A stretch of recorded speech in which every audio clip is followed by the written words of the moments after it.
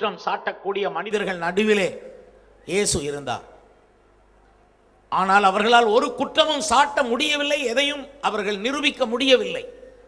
பொய் குற்றங்களை சாட்டி அவரை சிலுவையில் அறைந்தார்கள். அதற்கு அவர் சம்மதித்தார். ஏனென்றால் அவர் வந்தது சிலுவையில் மரிக்கிறதற்கு தான்.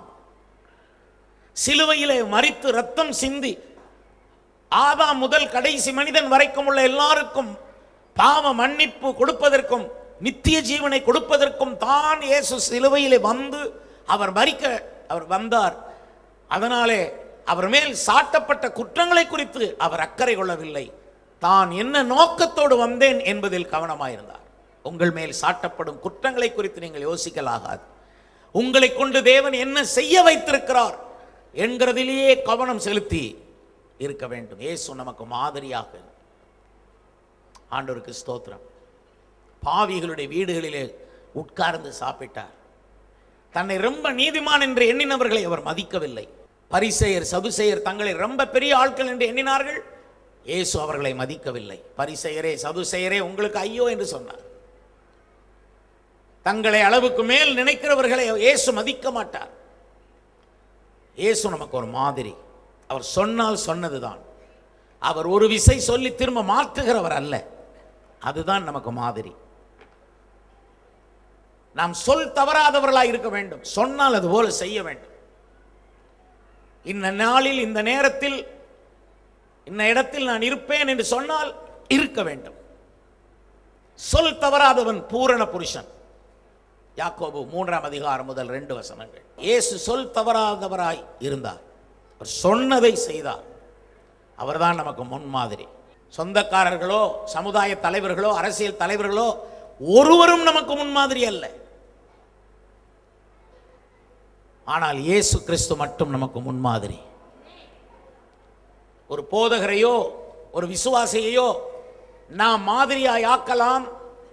ஆனால் எல்லாவற்றை விட இயேசு கிறிஸ்து தான் நமக்கு மாதிரி.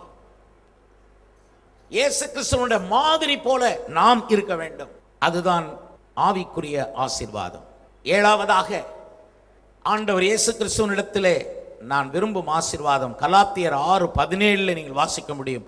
கர்த்தராகிய இயேசு கிறிஸ்துவினுடைய அச்சு அடையாளங்களை என் சரீரத்திலே தரித்து கொண்டவனாய் இருக்கிறேன் என்று சொன்னார். இயேசு கிறிஸ்துவனுடைய அச்சு அடையாளங்கள் அது அப்படியே அந்த அச்சில வந்தவர்களாக நாம் இருக்க வேண்டும். இயேசு கிறிஸ்துவனுடைய கைகளிலும் கால்களிலும் அடையாளங்கள். நம்மிடத்தில் ஏதோ ஒரு அடையாளம் இருக்கிறது. அதை கண்டுதான் ஜனங்கள் தேடி வருவார்கள். இயேசு கிறிஸ்துவனுடைய அச்சடையாளங்கள் நமக்கு இருக்க வேண்டும். பவுல் சொல்லுகிறார், இயேசுனுடைய அச்சடையாளங்களை நான் என் சரீரத்திலே தரித்துக் கொள்கிறேன் என்று. இயேசு சரீரத்திலே பாடுபட்டது போல பவுலும் ஊழியத்திற்காக சரீரத்திலும் பாடுபட்டார். நிறைய விசுவாசிகள் ஊழியத்து நிமித்தம் சரியாய் தூங்காமலும் சரியாய் சாப்பிடாமலும் ஏராளமான வேலைகளை செய்து அலைந்து கஷ்டப்பட்டு தங்கள் சரீரங்களில் குறைவுபடுகிறார்கள், சுகங்களில் குறைவுபடுகிறார்கள், அச்சடையாளங்களை தரித்துக் கொள்கிறார்கள். இயேசுவினுடைய அச்சடையாளங்கள் நம்முடைய சரீரத்தில் இருக்க வேண்டும். ஆண்டவருக்கு ஸ்தோத்திரம் உண்டாவதாக. அச்சடையாளங்கள் சொல்லும் பொழுது பிராண்ட், என்ன பிராண்ட்? ஒரு பொருள் வாங்கும் பொழுது அதில் என்ன பிராண்ட்னு பார்க்கிறோம். ஒரு வீடியோ கேமரா வாங்கும் பொழுது அது பேனாசோனிக்கா சோனியா என்று பார்க்கிறோம், பிராண்ட். ஒரு விசுவாசியை பார்க்கும் பொழுது, ஒரு ஊழியக்காரனை பார்க்கும் பொழுது இவன் எந்த பிராண்ட்? இயேசுவின் அச்சடையாளம். இவன் இயேசுவின் பிராண்ட். வேற எந்த ஒரு மத தலைவரும் அல்ல, இயேசு. 8வது காரியம் கிறிஸ்துவின் பிரமாணம். இயேசு கிறிஸ்துவினுடைய பிரமாணம், the law of Jesus. நியாயப்பிரமாணம் வேற இருந்தது, ஆனால் இயேசுவினுடைய பிரமாணம் அதைவிட மேலானதாக இருந்தது. கிறிஸ்துவின் பிரமாணம் சிந்தையை சுத்திகரிக்கிறதா இருந்தது. நியாயப்பிரமாணம் நடக்கையை ஒழுங்குபடுத்துவதா இருந்தது. ஆனால் கிறிஸ்துவின் பிரமாணம் சிந்தையையும் ஆவியையும் ஒழுங்குபடுத்துவதாய் அமைந்தது. நியாயப்பிரமாணம் சட்டதிட்டங்களை கொண்டு வந்தது. கிறிஸ்துவின் பிரமாணம் இயற்கையாக புது சிருஷ்டியை கொண்டு வந்தது கிறிஸ்துவின் பிரமாணம். அந்த கிறிஸ்துவின் பிரமாணம் சொல்லுகிறது, ஒருவர் பாரத்தை ஒருவர் சுமந்து. இப்படியே கிறிஸ்துவின் பிரமாணத்தை நிறைவேற்றுங்கள். ஒருவர் பாரத்தை ஒருவர் சுமக்கிறது என்றால் ஒருவருக்காக ஒருவர் ஜெபிக்கிறது. ஒரு மனிதனுக்கு நாம் செய்யக்கூடிய மிகப்பெரிய உதவி அவனுக்காக ஜெபிப்பு. ஒரு ஊழியத்துக்கு நாம் செய்யக்கூடிய மிகப்பெரிய உதவி ஊழியத்துக்காக ஜெபம் பண்ணுவது. ஒரு சபைக்கு நாம் செய்யக்கூடிய மிகப்பெரிய உதவி சபைக்காக ஜெபம் பண்ணுவது. சபைக்காக ஜெபம் பண்ணாதவர்கள் செலுத்தும் காணிக்கைகள், அந்த காணிக்கைகளுக்கு அதிக எஃபெக்ட் இல்லை. நீங்கள் காணிக்கை செலுத்தும் முன்பாக, தசமபாகங்களை செலுத்தும் முன்பாக நீங்கள் இந்த சபைக்காக ஜெபிக்கிறவர்களாக இருக்க வேண்டும். அந்த பாரத்தை சுமக்கிறவர்களாக இருக்க வேண்டும். ஒரு பெரிய ஊழியத்தினுடைய பாரத்தில் நீங்கள் சேர்ந்து சுமக்க வேண்டும். எல்லாரும் சேர்ந்து தேவனுடைய சபைக்காக ஜெபிக்க வேண்டும். சபையின் பாரத்தை சுமக்கிறவர்கள் தான் சபைக்கு காணிக்கை கொடுக்கிறவர்கள், சபைக்கு தசமபாகங்களை கொடுக்கிறவர்கள். சபைக்கு கொடுக்கப்படும் இந்த விசுவாசிகளுடைய வியர்வையில் சம்பாதிக்கப்பட்ட சம்பாத்தியத்தின் தசமபாகங்கள், அதன் மூலம் ஊழியங்கள் நடைபெற்று எத்தனை ஆத்துமாக்கள் ரட்சிக்கப்படுகிறார்கள். அந்த ஆத்துமாக்கள் ரட்சிக்கப்பட்டு அவர்கள் பரலோகத்துக்கு வரும் பொழுது அந்த பலன் உங்களுக்கு சேரும். விதைக்கிறவனுக்கும் பலன் சேரும், அறுவடை செய்கிறவனுக்கும் பலன் உண்டு, களஞ்சியத்தில் சேர்க்கிறவர்களுக்கு பலன் உண்டு, நீர் பாய்ச்சுகிறவனுக்கு பலன் உண்டு. நம்ம எல்லாருக்கும் கர்த்தர் பலன் கொடுக்கிறார். இந்த சபையின் பாரத்தை நீங்கள் சுமக்க முடியுமா? நாங்கள் இந்த ஊழியத்தை செய்கிற நாங்கள் ஏனோதானோ என்று செய்யவில்லை. இந்த ஊழியத்தை குறித்த பாரத்திலே கஷ்டப்படுகிறோம். எங்களுடைய கஷ்டங்களை அநேகர் விசாரிக்கிறது இல்லை. இந்த ஊழியக்காரர்களுடைய பாரங்களை அநேகர் புரிந்து கொள்கிறதே இல்லை. எல்லாரும் தங்கள் காரியங்களைத்தான் முதல் இடத்தில் வைத்துக் கொள்வார்கள். தேவ சபையின் காரியத்தை 2ஆம் இடத்திலோ 5ஆம் இடத்திலோ தள்ளி விடுவார்கள். நீங்கள் அப்படி இருக்கக்கூடாது.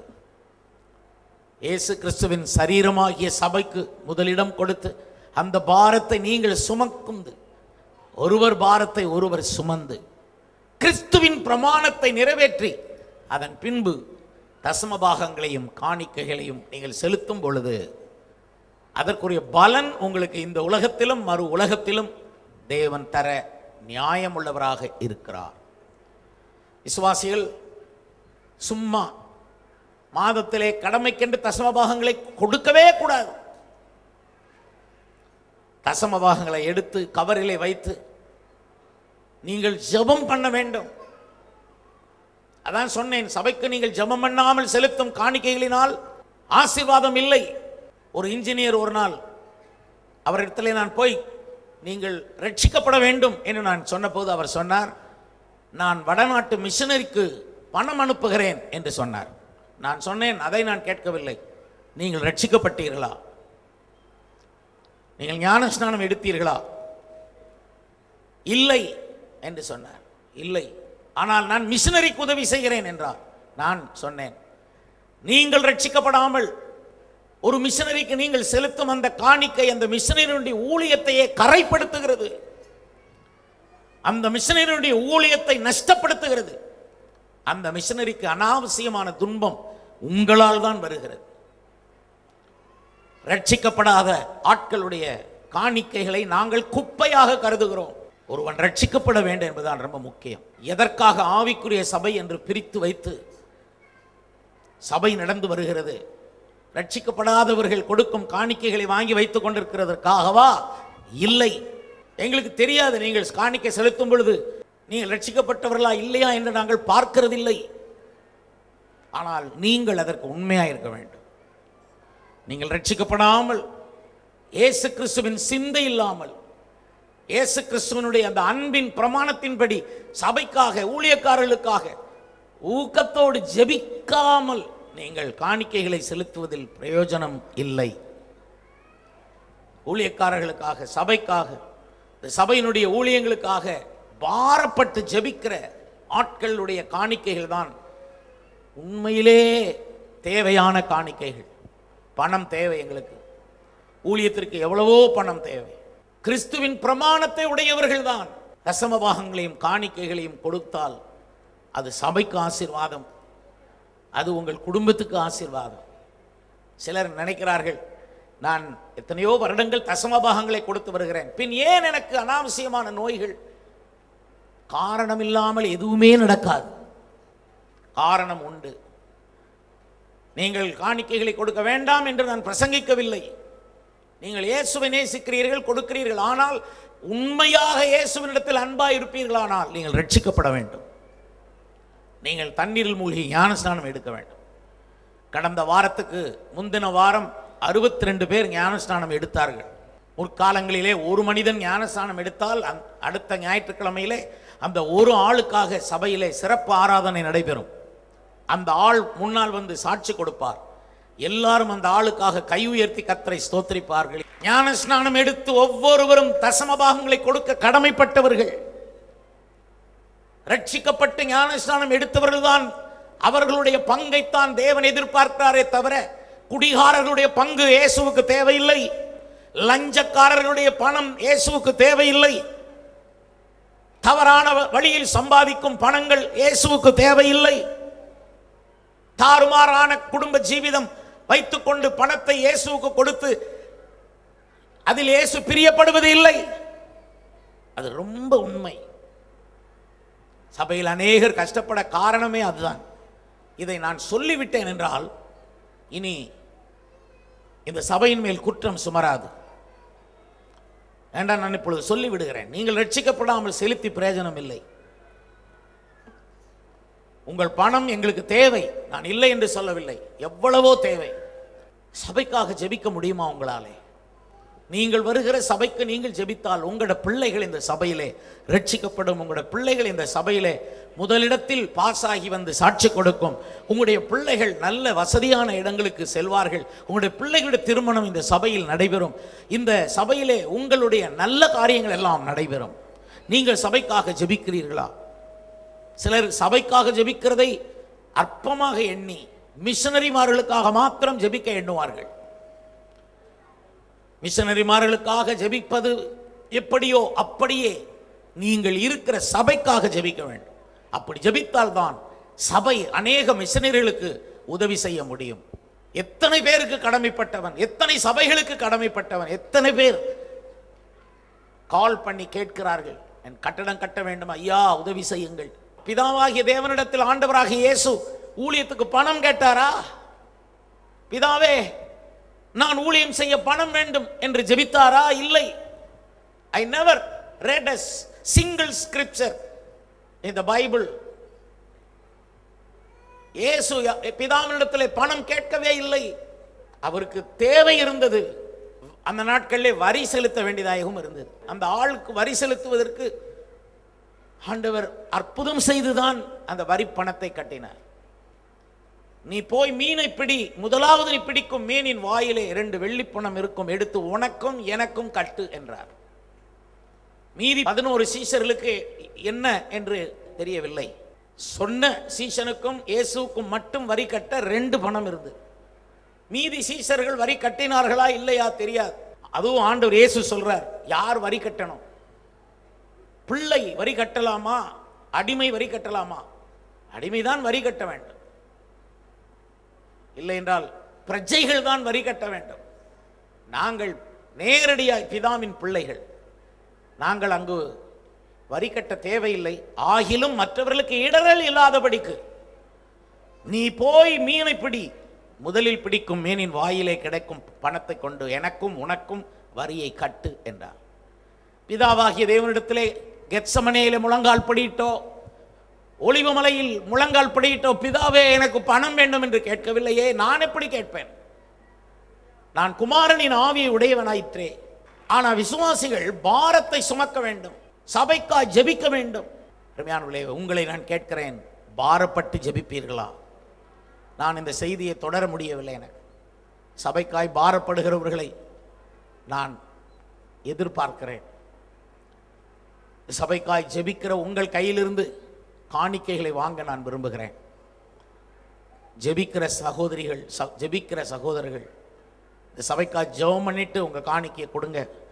மாதம் தொடங்கின உடனே தசம பாகத்தை கவரில் வச்சு ஜெபம் பண்ணி, ஆண்டவரே நான் இதை கொடுக்குறேன், 100க்கும் மேலே ஆத்துமாக்கள் ரட்சிக்கப்படணும், நான் கொடுக்கறது ஒரு காணிக்கை, இவ்வளவுதான் என்னால் செய்ய முடியுது. ஆனால் இந்த காணிக்கை இந்த சபைக்குள்ள போகும்போது அதனால் ஏற்படக்கூடிய ஊழியத்திலே 100கணக்கான பேர் ரட்சிக்கப்பட்டு ஞானஸ்நானம் எடுக்க வேண்டும் ஆண்டவரே என்று சொல்லி ஜெபம் பண்ணி அந்த காணிக்கையை நீங்கள் முதலாவது ஆசீர்வதித்து அதன் பின்பு சபையிலே செலுத்துங்கள்.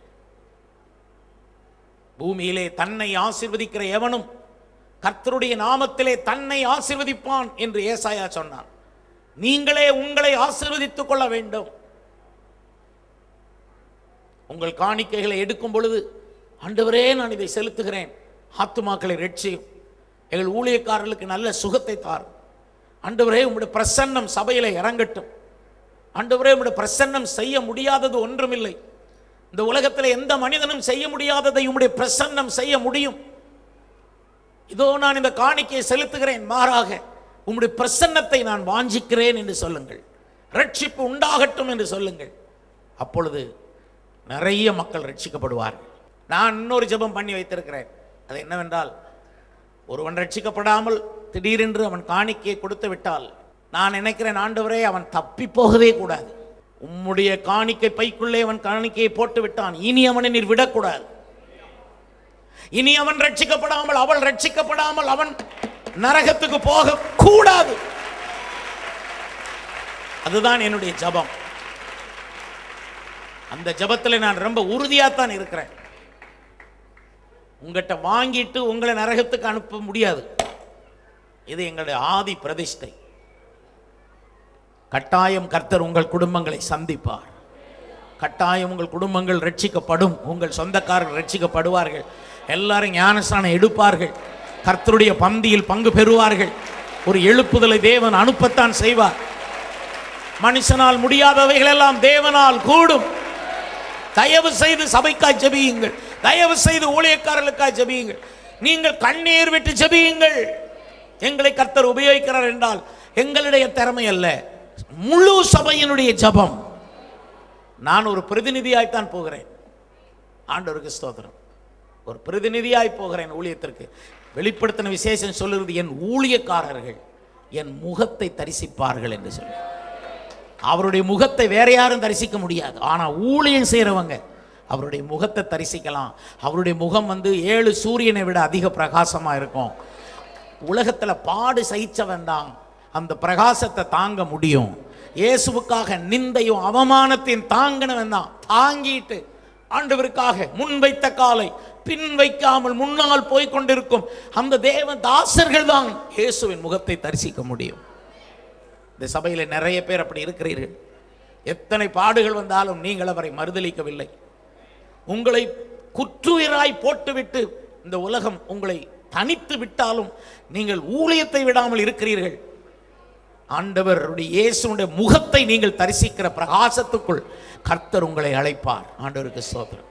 அருமையானவர்களே, ஆண்டவர் இயேசு கிறிஸ்துவனுடைய அந்த ஆவிக்குரிய ஆசீர்வாதங்கள் தான் நமக்கு வேண்டும். 9வதாக எபிரேயர் 3ஆம் அதிகாரம் 5 முதல் வாசிக்கும் பொழுது, குமாரனாக உண்மையுள்ளவராக இருக்கிறார் என்ற வசனத்தை காணலாம். குமாரனின் உண்மை, இயேசுவினுடைய உண்மை நமக்கு வேண்டும். அவர் உண்மையுள்ளவராயிருந்தார், பிதாவுக்கு உண்மையாயிருந்தார், ஊழியத்துக்கு உண்மையாயிருந்தார், அவர் பூமிக்கு வந்த காரியத்திற்கு உண்மையாயிருந்தார். 10வதாக எபேசியர் 4ஆம் அதிகாரம் 7ஆம் வசனத்தை வாசிக்கும் பொழுது, கிறிஸ்துவின் ஈவின் அளவுக்கு தக்கதாக அவர் அவனவனுக்கு கொடுக்கிறார் என்று சொல்லியிருக்கிறது. கிறிஸ்துவின் ஈவு, ஆண்டவருடைய ஈவு, சொல்லி முடியாத ஈவு. அவர் கொடுக்கிறவர், அவர் கொடுக்கிறவர். அந்த ஈவு நமக்கு வேண்டும். சிலருக்கு ஈவு இரக்கம் இருக்காது, அப்படி இருக்கக்கூடாது. கிறிஸ்துவின் ஈவு ஒரு ஆசீர்வாதமானது. ஆண்டவருக்கு ஸ்தோத்திரம். 11வதாக நீங்கள் 1 தீமோத்தேயு 6:14 வாசிக்கும் பொழுது, பொந்தியு பிலாத்துவின் முன் நல்ல அறிக்கையை சாட்சியாய் விளங்க பண்ணின கிறிஸ்து இயேசுவுக்கு முன்பாக என்று சொல்லியிருக்கிறது. கிறிஸ்து இயேசுவின் நல்ல அறிக்கை. அவன் நல்ல சாட்டையினால இயேசுவை அடித்து கையும் கட்டி முள்கிரீடத்தையும் சூட்டி அடித்து நீர் யூதருடைய ராஜாவான்னு கேட்கிறான். ஆண்டவர் நீர் சொன்னபடிதான் அப்படின்னார். அதுதான் கிறிஸ்துவின் அறிக்கை. பொந்திய பிலாத்துவின் முன்பாக நல்ல அறிக்கை பண்ணினவர் இயேசு. பிலாத்து அவரை அடித்தான், கட்டினான், முள்கிரீடத்தை சூட்டினான், சிவப்பங்கியை தரித்தான், எல்லாம் பண்ணி அவமானப்படுத்திட்டு இப்ப சொல்லு, நீ ராஜாவா? நீ ராஜாவா? சொல்லு, இப்ப சொல்லு.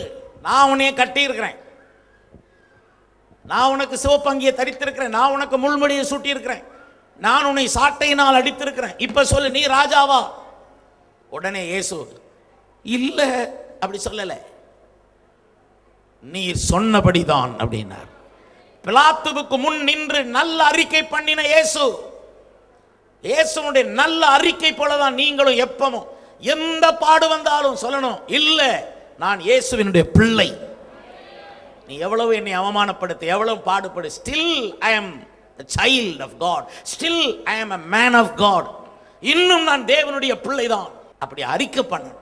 அதைத்தான் ஆண்டவர் விரும்புகிறார். நீ இயேசு கிறிஸ்துவை பற்றி நான் இந்த விஷயத்தை எல்லாம் சொன்னேன். இயேசு கிறிஸ்துவின் பிரசன்னம், இயேசு கிறிஸ்துவின் ஆவி, இயேசு கிறிஸ்துவின் சாயல், இயேசு கிறிஸ்துவின் சிந்தை, இயேசு கிறிஸ்துவின் உருக்கமான அன்பு, இயேசு கிறிஸ்துவின் மாதிரி, இயேசு கிறிஸ்துவின் அச்சடையாளங்கள், இயேசு கிறிஸ்துவினுடைய பிரமாணம், இயேசு கிறிஸ்துவினுடைய உண்மை, இயேசு கிறிஸ்துவின் ஈவின் அளவு, இயேசு கிறிஸ்துவின் நல்ல அறிக்கை. வெளிப்படுத்தல் 12:10 படிக்கும் பொழுது கடைசியாக கிறிஸ்துவின் அதிகாரம் உண்டாயிருக்கிறது. பிரியமானவர்களே, கடைசி காரியம் கிறிஸ்துவின் அதிகாரம். நம்ம எல்லாருக்கும் இயேசு கிறிஸ்துவின் அதிகாரம் வேண்டும். இயேசு அதிகாரத்தோடு பேசினார், அதிகாரத்தோடு பிசாசை துரத்தினார். அந்த அதிகாரத்தோடு நீங்கள் புறப்பட்டு செல்லும். கர்த்தராகிய இயேசுவின் ஆவிக்குரிய ஆசீர்வாதம் உங்கள் அத்தனை பேர் மேலும் வரும். உன்னதங்களில் உள்ள கிறிஸ்துவின் ஆசீர்வாதம். எத்தனை பேருக்கு இந்த இயேசு கிறிஸ்துவுக்குள்ள இருந்த அத்தனை ஆசீர்வாதம் வேணும்னு சொல்லி உங்க கை உயர்த்த முடியுமா? நீங்க உணர்ந்து கை உயர்த்த முடியுமா? உண்மையா உங்களுடைய இருதயம் ஏக்கத்தோடு கதறுமா? நீங்க கையை உயர்த்தி உங்க தலையை உயர்த்துங்க.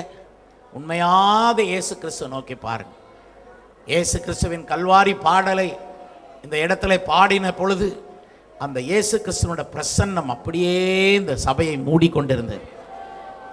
அதனால்தான் நான் இந்த செய்திக்குள்ளாக நான் போக, ஆண்டவர் இயேசு கிறிஸ்துவின் கிருபை, இயேசு கிறிஸ்துவனுடைய அன்பு, இயேசு கிறிஸ்துவனுடைய ஆவி, இயேசு கிறிஸ்துவனுடைய சாயல் உங்களுக்குள்ளே வரட்டும். இயேசுவின் பிரசன்னம் உங்களுக்கு.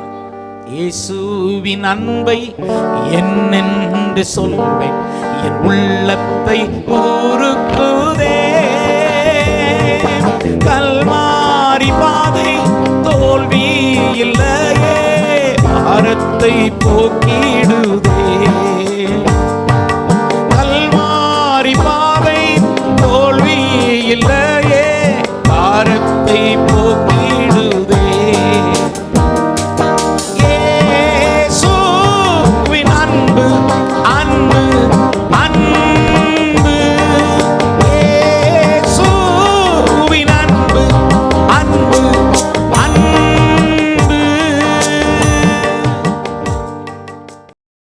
ரட்சிப்பின் சந்தோஷத்தை எனக்கு திரும்ப தாரும் தேவா, ரட்சிப்பின் சந்தோஷத்தை எனக்கு திரும்ப தாரும் தேவா.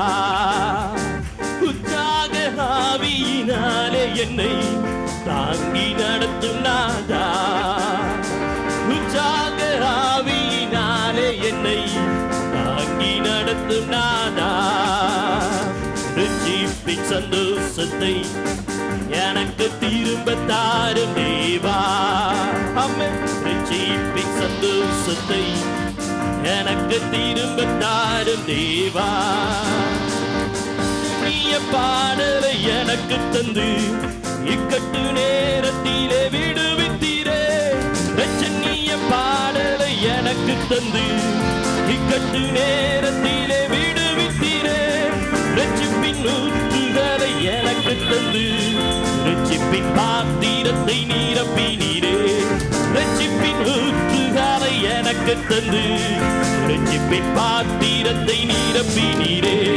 ரட்சிப்பின் சந்தோஷத்தை எனக்கு திரும்ப தாரும் தேவா.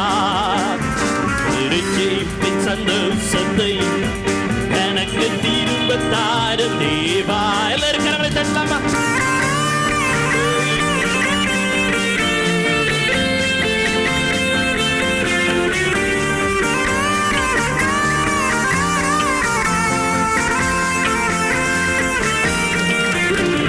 ரட்சிப்பின் காணிகளை நட்டிடம் கொடுத்து ரட்சிப்பின் மதிலாலே காத்துக் கொள்வேன். ரட்சிப்பின் காணிகளை நட்டிடம் கொடுத்து ரட்சிப்பின் மதிலாலே காத்துக் கொள்வேன். ரட்சிப்பின் தீவட்டிகள் அணைந்திடாமல் ரட்சிப்பின் சந்தோஷத்தால் நிறைந்திடுவேன்.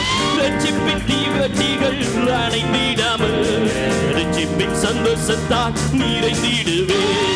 ரட்சிப்பின் சந்தோஷத்தை எனக்கு திரும்ப தாரும் தேவா. ரட்சிப்பின் சந்தோஷத்தை எனக்கு திரும்ப தாரும் தேவா. உற்சாக ஆவியினாலே என்னை தாங்கி நடத்தும் நாதா. உற்சாக ஆவியினாலே என்னை தாங்கி நடத்தும் நாதா. ரட்சிப்பின் அதிபதியாம் இயேசுவுக்கே ரட்சிப்பின் மகிமையை செலுத்திடுவேன். ரட்சிப்பின் அதிபதியாம் இயேசுவுக்கே ரட்சிப்பின் மகிமையை செலுத்திடுவேன். ரட்சிப்பின் தலை சீராவும் வஸ்திரத்தையும் ரட்சிப்பின் அலங்காரமாய் தரித்திடுவேன். ரட்சிப்பின் தலை சீராவும் வஸ்திரத்தையும் ரட்சிப்பின் அலங்காரமாய் தரித்திடுவேன். ரட்சிப்பின் சந்தோஷத்தை எனக்கு திரும்ப தாரும் தேவா. ஹல்லேலூயா. ரட்சிப்பின் சந்தோஷத்தை எனக்கு திரும்ப தாரும்